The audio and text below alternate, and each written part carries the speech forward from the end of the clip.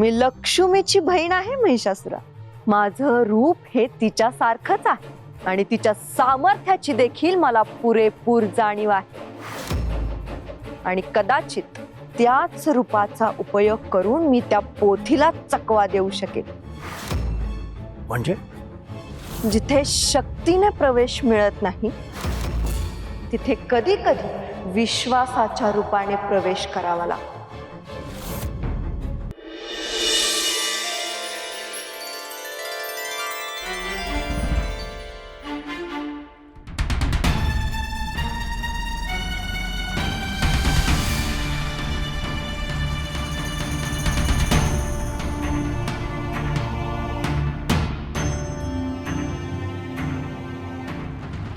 आई, तू काय करतेस? काय करणार? रांगोळी काढते या. तुळजा, ज्या गोष्टी आपल्या आयुष्याला आधार देतात ना, त्या गोष्टी फक्त जपून ठेवायच्या नसत्या. त्याला आपली माया, आपली काळजी लावायची. कारण ज्या गोष्टी आयुष्याला सुंदर करतात त्याची किंमत आपणच नाही ठेवणार तर कोण ठेवणार? मी काढू? तुला येते रांगोळी काढता? आई, मला का नाही येणार?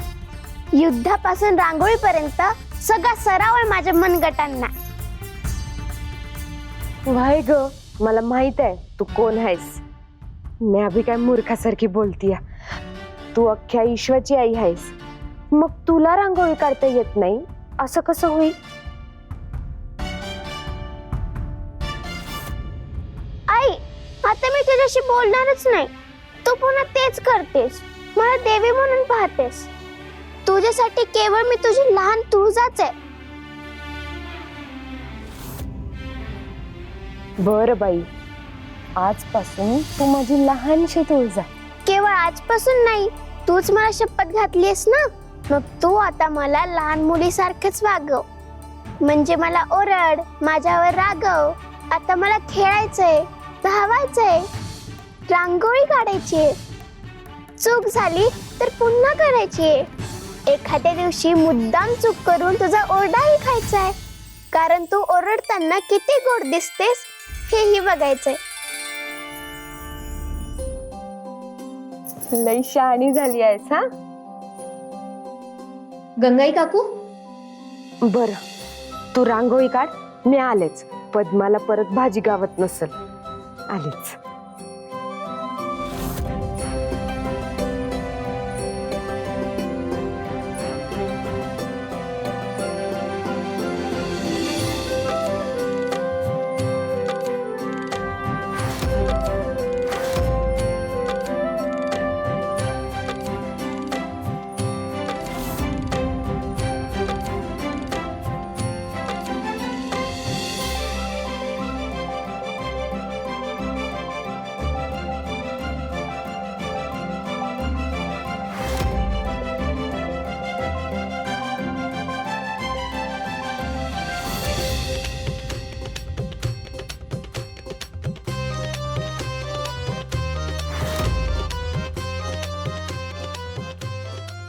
अरे, आईला कळायला नको.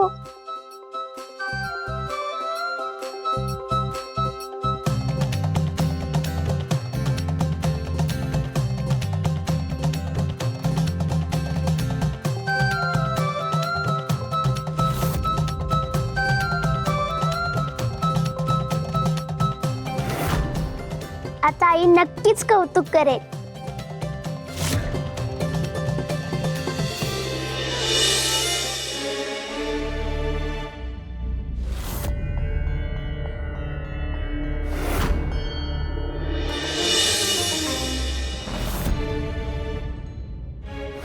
हे काय? शंख, गदा, चक्र, पद्म.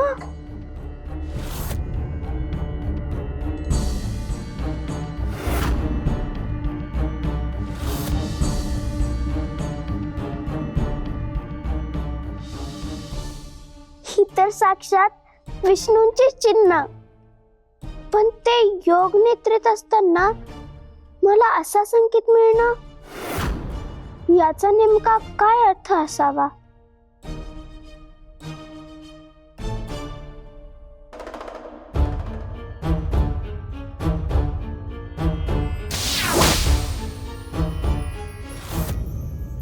विष्णू रूपात मी तुझा भाऊ आहे तुळजा, आणि या हरी रूपात तुझ्या बालपणातला तुझा सवंगडी.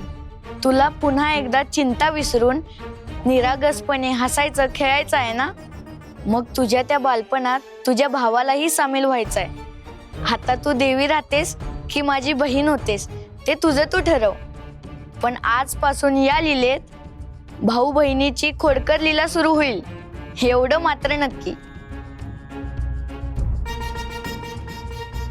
मला माहित होतं.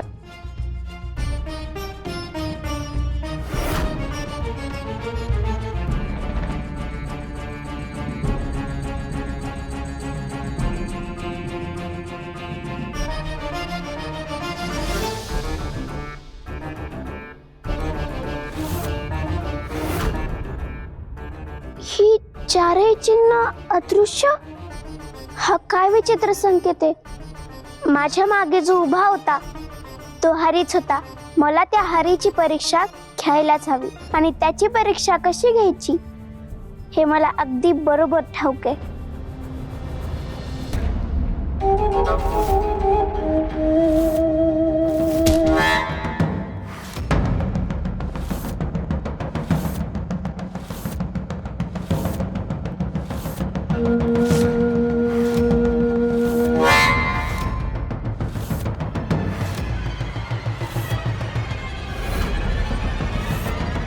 प्रणाम दैत्यगुरु शुक्राचार्य. आयुष्यमान भव महिषासुरा. प्रणाम दैत्यगुरु. तुम्हाला दोघांना एकत्र पाहून मला फार आनंद झालेला आहे. मी जुळवून दिलेल्या या युतीचा तुम्ही अगदी योग्य प्रकारे वापर करत आहात ही खूप आनंदाची गोष्ट आहे. महिषासुरा, जेव्हा दोन वेगवेगळ्या शक्ती एकाच ध्येयानं एकत्र येतात तेव्हा त्यांचा प्रभाव कितीतरी पटीनं वाढतो. सत्य आहे दैत्यगुरु, परंतु या क्षणी आमच्या मार्गामध्ये एक बाधा आलेली आहे. म्हणजे असं काय घडलंय? दैत्यगुरु, चातुर्मासाची ती दिव्य पोथी हस्तगत करण्यासाठी मला एका दिव्य परीक्षेला सामोरं जावं लागणार आहे. लक्ष्मीने असं सांगितलंय की त्या पोथीला स्पर्श करण्यापूर्वी माझ्याकडे पुण्य संचय असणं आवश्यक आहे. दैत्यगुरु, मी माझ्या आयुष्यात घडलेल्या अनेक गोष्टींचा, घटनांचा विचार केला. माझी काही कृत्य, काही कर्म पुण्याच्या कक्षेत येत नाहीत. तिच्या मते आपल्या कुळासाठी, आपल्या प्रजेसाठी केलेला संघर्ष, त्यासाठी केलेलं कार्य हे सुद्धा पुण्य ठरत नाही. आपल्या कृत्याचा, आपल्या कर्माचा लाभ हा विश्वाच्या व्यापक कल्याणासाठी असावा लागतो, मगच ते पुण्य ठरतं, असं ती म्हणते.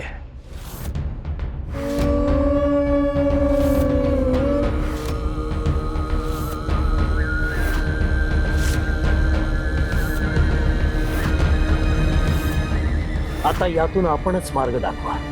आपण आपल्या दिव्य दृष्टीने पहा आणि मला सांगा की माझ्या गत आयुष्यामध्ये माझ्या हातून एकतरी पुण्यकर्म घडलं आहे किंवा नाही.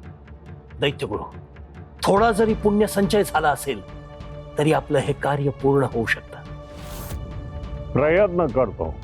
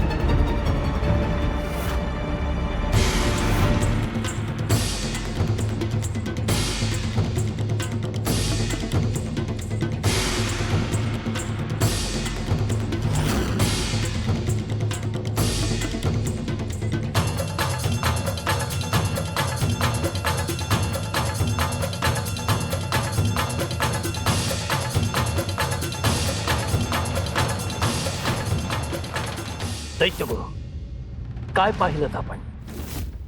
महिषासुरा, तुझ्या राशीमध्ये पुण्य संचय आहे, परंतु ती पोथी हस्तगत करता येईल एवढा शक्तिशाली पुण्य संचय नाही. याचा अर्थ ज्यातून पुण्यप्राप्ती होईल असं एकही कर्म माझ्या हातून घडलेलं नाही.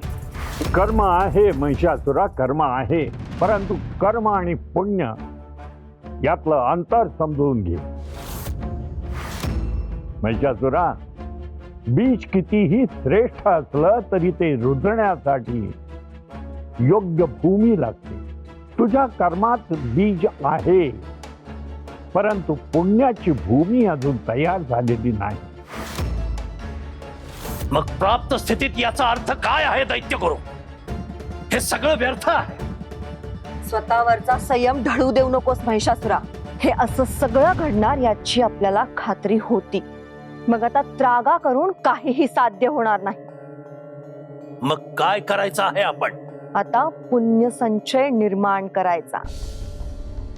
पण मी पुण्यप्राप्ती कशी करू? त्यासाठी मी तुला मार्ग दाखवेन महिषासुरा.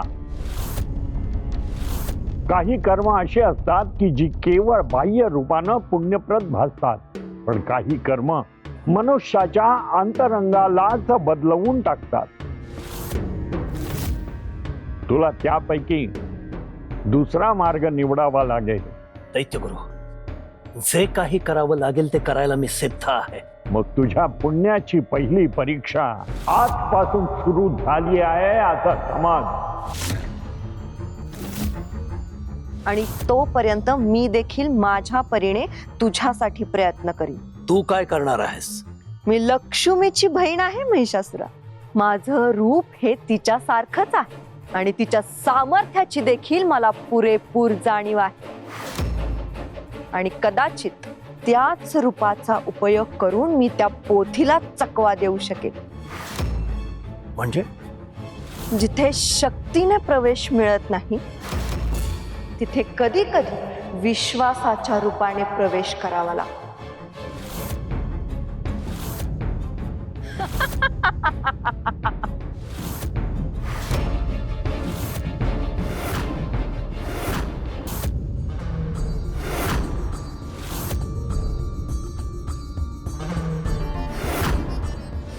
हरी,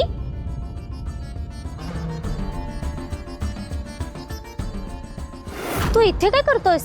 ही पोथी ही एवढी तेजस्वी काय? त्याची तुला काय आवश्यकता? आवश्यकता नाही, पण कुतूहल आहे. कुतूहलाला प्रत्येक गोष्टी चिरण्याची परवानगी नसते. म्हणजे ही नक्कीच काहीतरी विशेष गोष्ट आहे. तू त्याचा विचार करू नकोस.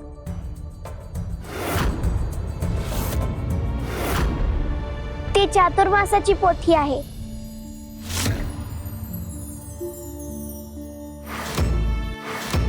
भगवान विष्णूंनी ती माझ्याकडे सोपवली आहे.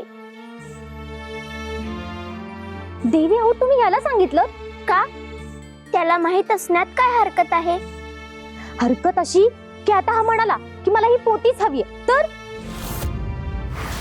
भगवान विष्णूने दिलेली पोथी. बघा देवी, कसा सूर बदलला याचा. आणि यात विश्वाचे ज्ञान आहे. या पोथीत चातुर्मासाचे महत्व, व्रतांचे ज्ञान आणि भक्तीची परंपरा आहे. म्हणजे ज्ञानाचा अमूल्य ठेवा. झालं, आता हा म्हणेल की मला ही पोथीच द्या. मी काय इतका मूर्ख दिसतो तुम्हाला? मग ही पोथी मी मागणारच नाही. का? कारण ही पोथी तुळजाची नाही. विष्णूंनी ती तुळजाला उत्तरदायित्व म्हणून दिले. ज्या गोष्टीचा अधिकारच माझ्या समोरच्या व्यक्तीकडे नाही, ती वस्तू मी तिच्याकडे कशी मागू? वा, तू तर अपेक्षेपेक्षा अधिक हुशार आहेस. गुरुनी मला काही गोष्टी शिकवल्यात, त्यातीलच ही एक गोष्ट. कोण आहेत तुझे गुरु? आचार्य सोमदेव आणि त्यांच्या गुरूंचे नाव? ऋषी वामदेव. तुझे गुरुकुल कुठे आहे? नंदीग्राम गुरुकुलात. कोणते ज्ञानशाखा शिकतोस? वेद आणि वेदांग. कोणता वेद तुला सर्वाधिक प्रिय आहे? सामवेद. सामवेदातील कोणती शाखा? कौथुम. तुझ्या गुरु परंपरेचा उगम कुठे आहे? काश्यप परंपरेत. आणि तुझा जन्म प्रदेश? क्षीरसागर. आणि तुझ्या गुरूंचे गुरुकुल कुठे आहे? वैकुंठ.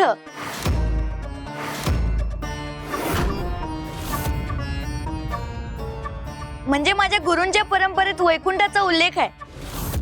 प्रत्यक्ष गुरुकुल मात्र पृथ्वीवरच आहे. नंदीग्राम मध्ये. हो हो, नंदीग्राम मध्ये. मी येतो.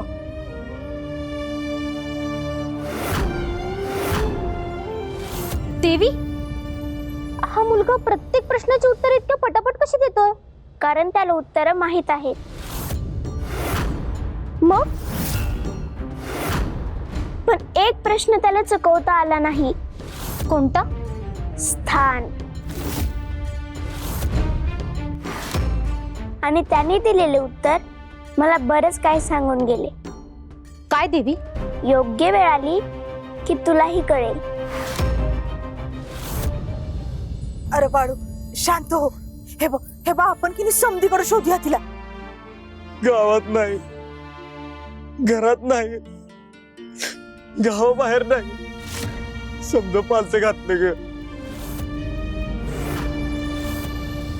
संकट किती बी मोठं असलं तर त्याचं उत्तर माझ्याकडे आहे.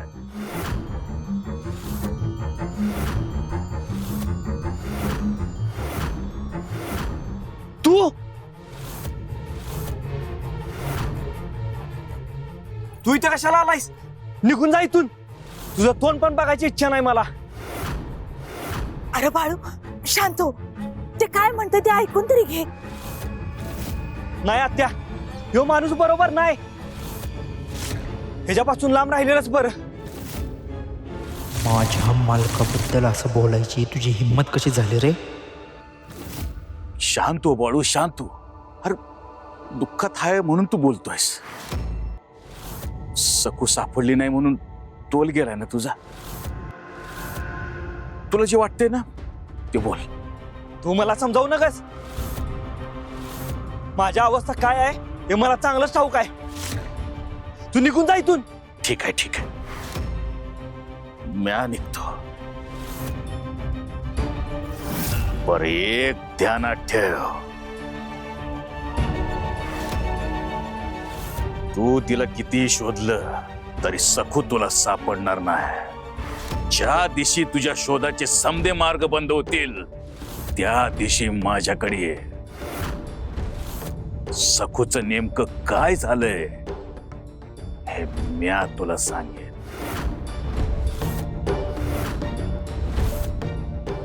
थांब.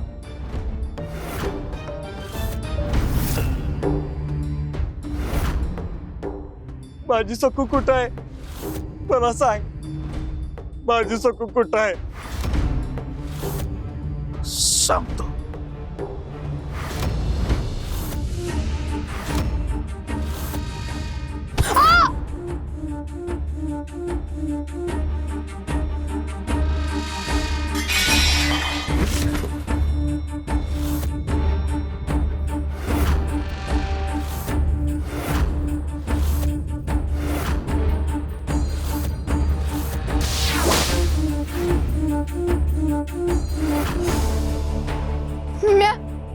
म्या कुठं आहे?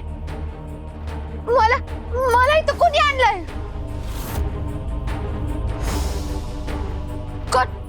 कोण आहे तुम्ही? लांबवा, लांबवा. शांत हो, घाबरू नकोस. ही खीर का? पण तुम्ही कोण आहेचा? समज सांगतो. आधी ही खीर खाऊन घे. तुझ्यासाठी खीर आणली.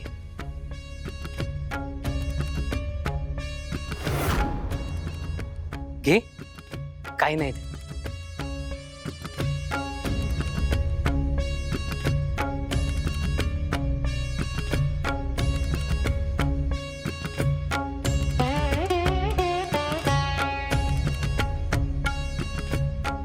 ही खीर अगदी माझ्या हातासारखी झाल्या.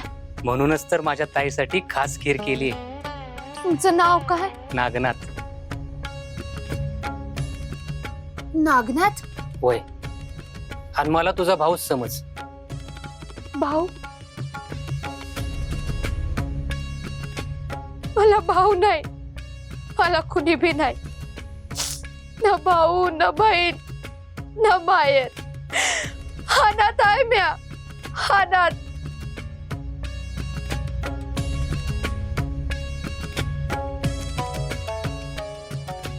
अगं असं का म्हणतेस? मी तुझा भाऊ आहे आणि हे तुझं माहेर. तू इथं निवांत राहा. हे तर कुणी आणलं मला, आणि मला काय झालं होतं? त्या लोकांनी लय मारलं होतं तुला. डोक्याला बी जखम होती, सूद नव्हती तुला.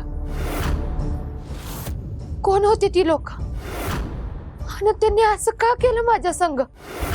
आणि ते परत आले तर? आता असं काही बी व्हायचं नाही. तुझ्या पाठीशी तुझा भाव आहे. आता ते तुला हात बी लावू शकणार नाही. तू शांत हो, बस आणि ती खीर खा. जा.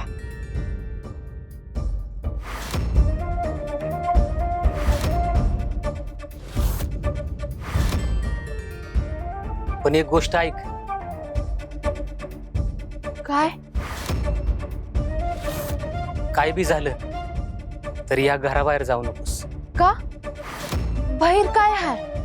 अगं म्हणजे काय नाही, एका भावाची विनंती समज. तुला बरं वाटलं की मी आज समजा परिसर तुला फिरवून दाखवीन, पण आता बाहेर पडू नगस. बर, तुमचं मी ऐकते.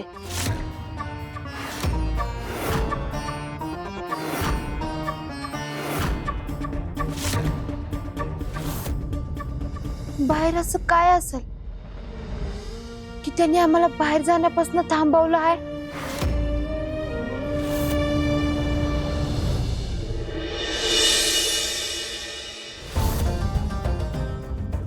आज तर जवळजवळ पकडलेच गेला होतात तुम्ही.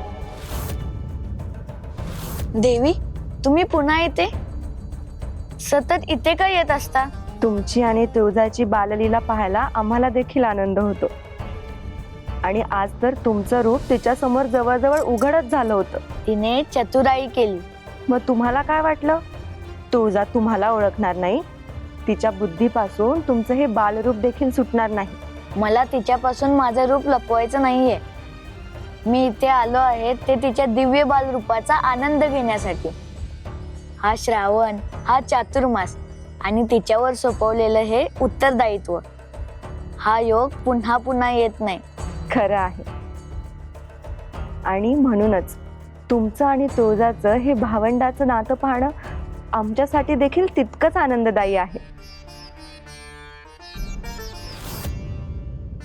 जोपर्यंत ही बाललीला सुरू आहे तोवर तुम्हीही तिचा आनंद घ्या आणि मलाही घेऊ द्या. गंगाईने तुळजाकडून वचन घेतलंय, त्यामुळे तिचं हे बालरूप आपल्याला अजून काही काय अनुभवता येईल.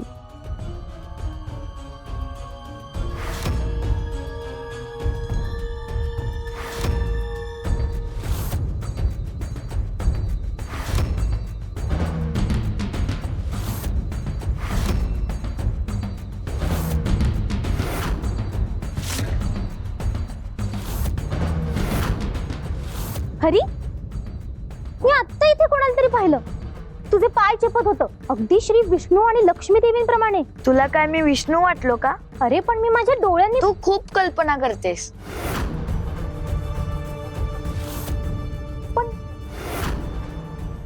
पण मग मी नेमकं काय पाहिलं? खरंच खूप कल्पना करू लागलीये का?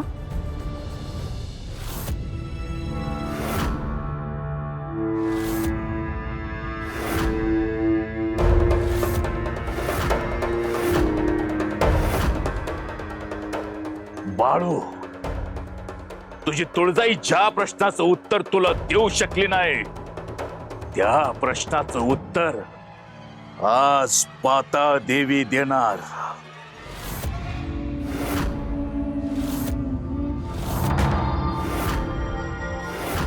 सकू कुठं गायब झाली, तिची अवस्था कशामुळे झाली, हे समद तुझ्या डोळ्यासमोर येईल.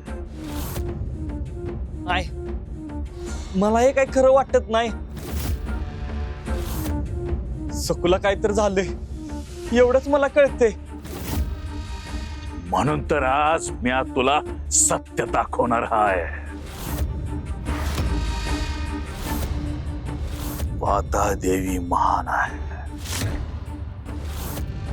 समद्यात महान.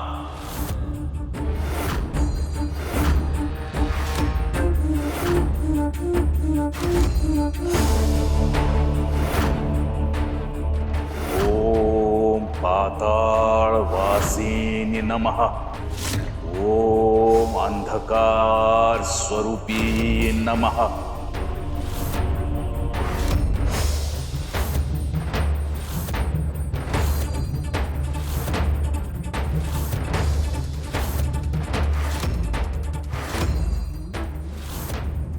ओम पाताळ वासी नमः.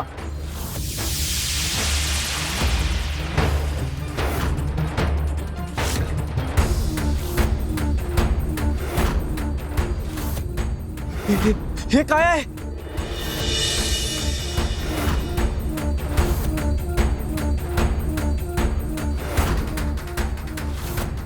आयो, ए.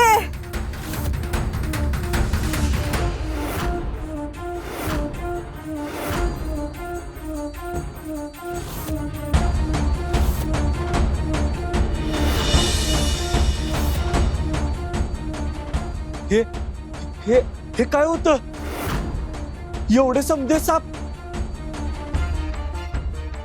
याचा अर्थ काय? अर्थ स्पष्ट आहे. सखू ज्या वारुळाची पूजा करायची त्याच वारुळाशी तिचं अदृश्य व्हायचं रहस्य जोडलेलं आहे. बघ, या म्हणलं होतं की नाही तुला, अरे ती एका वारुळाजवळ जाती, तिथं नागाची पूजा करती, पण तू माझं ऐकलंस तर? पण ती पूजा तुळजाईने सांगितली होती ना. तुळजाई? कुठली तुळजाई? अगं काय बोलतेस आत्या? अरे मग हाय कुठे तुझी तुळजाई? त्या वाड्यामध्ये एक लहान मुलगी येऊन बसल्या आणि ती स्वतःला तुळजाई म्हणत्या. अरे तिनं सांगितलं म्हणूनच सुखून हे सगळं केलंय. अगं ती तुळजाईच हाय. होय? मग अरे जर ती तुळजाई असती तर सखू बरोबर हे समजा होऊ दिलं असतं का? अरे अरे आमच्या नजरेसमोर असं सखू नाहीशी झाली. काय केलं रे देवीनं? खरंच काहीतरी गडबड वाटते. मग आता तुळजाईची पूजा करून काय उपयोग? तेच म्हणते मी पण. अरे तुळजाईची पूजा करून काय उपयोग आहे? अरे आपल्यावरची समधी संकट दूर करायची असतील तर या पाताळ देवीचीच प्रार्थना करायला पाहिजे, तिचीच पूजा करायला पाहिजे. मला पण असंच वाटतंय बाळू. आता आपण पाताळ देवीची पूजा करूया, कदाचित तिच्यामुळे तरी सखू परत येईल. शांत बसा सगळे. कुणाला पूजायचं कुणाला नाही यावर नंतर वाद घालूया. आता माझ्यासाठी एकच गोष्ट महत्वाची आहे. भुजंग बाबा, माझी सखू कुठं आहे? मला सांगा, माझी सखू कुठं आहे? ती जिवंत आहे का? ती कुठल्या संकटात अडकल्या? तिला परत कसं आणायचं? भुजंग बाबा, एवढंच सांगा, माझी सखू कुठं आहे?